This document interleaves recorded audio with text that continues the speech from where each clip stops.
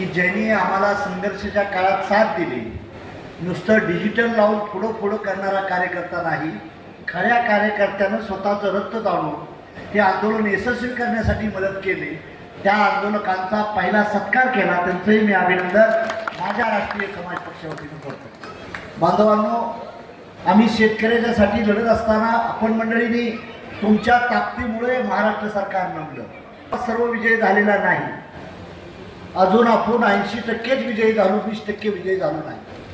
शेतकऱ्यांना माझी विनंती आहे, जातीचं आंदोलन असलं, धर्माचं आंदोलन असलं की आपण लोक एकत्र येतो, पण ज्यावेळी इकॉनॉमिकल क्रायसिस येतात हार्बरचं, त्यावेळेस आपण एकत्र येत नाही. तुम्ही ताकद दिली, नागपूरचं आंदोलन यशस्वी झालं म्हणून राज्याचे मुख्यमंत्री दबले गेले.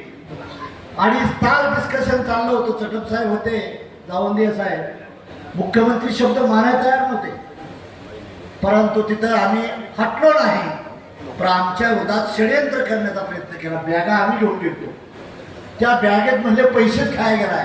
आमची अवलाद पैसे खाणारी नाही, आमची अवलाद शेतकऱ्यांसाठी लढणाऱ्या.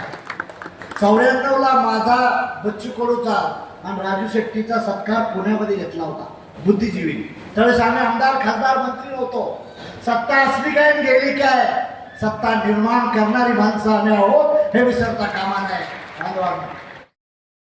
तुम्ही असाच जर आमचा हौसला वाढवला तर महाराष्ट्राचं सरकार देखील आपला आणू शकतो आणि शेतकऱ्याची पोरं वर बसू शकतात. बांधवांनो, म्हणून आमचं तुम्हाला विनंती आहे, हिंदूमध्ये भेटला जातो, हिंदू आम्हाला म्हटलं जातं, मुसलमानात भांडणं लावली जातात. आणि हिंदूची पोरं, जावंदे साहेब, या देशात 11,000 IAS ऑफिसर आहेत, त्यात हिंदूची पोरं किती IAS ऑफिसर आहेत?